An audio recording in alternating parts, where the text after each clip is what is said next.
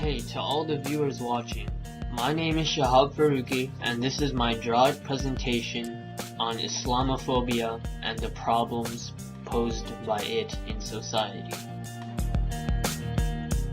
Well, before 9/11, Islam used to be known as a distant religion on the other side of the planet. When thinking about Islam, people used to picture enchanting things like magic carpets and enchanted lamps. But after 9/11 and the tragic events endured, people developed negative outlooks toward Islam.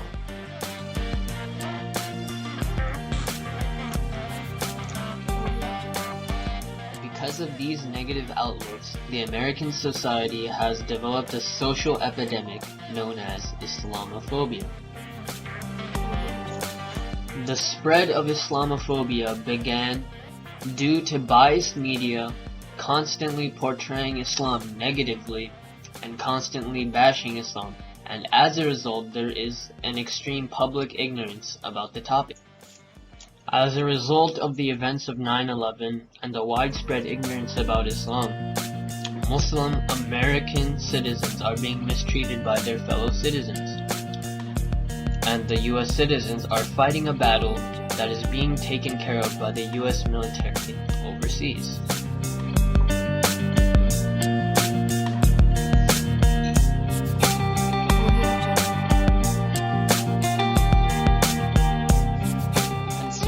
Biased media, it is easily observed that during news reports and any breaking news, whenever Islam or Muslims are related to the topic, it is always the center of attention. But the same thing cannot be said when it's related to any other religion or belief system. A prime example of this would be in the 2012 Wisconsin Sikh temple incident. A male Caucasian armed with weapons dealt casualties and killed many innocent people.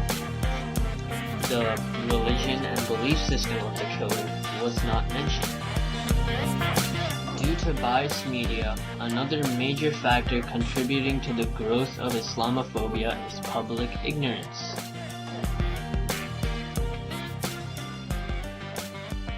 Because of the widespread ignorance about Islam, people will start to express their Islamophobic feelings towards things that aren't even related to Islam.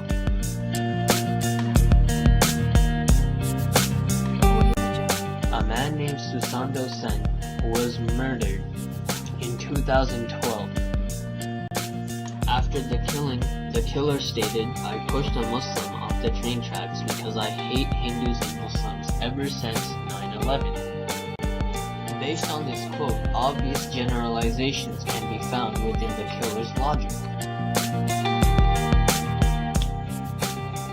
But despite the undeniable evidence provided in this case study, critics claim that Islamophobic homicides rarely occur, and only the uneducated body of America would commit crimes like these, and the uneducated body of America is really small.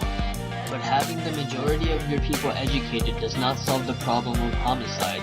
FBI statistics show that in 2010 there were recorded 160 homicides related to Islamophobia and 157 in 2011. People like Susanto Sen come to America to enjoy the financial benefits as well as the constitutional benefits. But what would be the point of these two if one cannot even feel safe within this country that promises freedom? The American society is torn in two between patriotic feelings and choosing the right thing to do. As a result of the pain endured during the losses of 9/11, the American public is taking its anger out on its Muslim counterparts. And as a result, they're fighting a battle they don't have to. The American soldiers are overseas for a reason. They are fighting for the losses endured in 9/11 against the real enemies.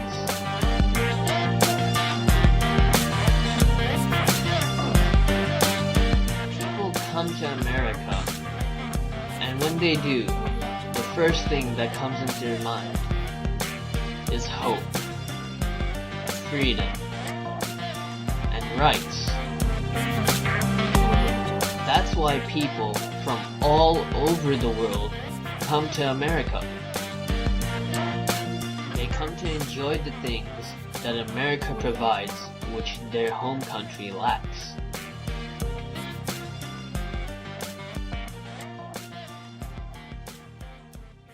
For the sake of the Founding Fathers, we American citizens need to stand up for the ideals they left behind.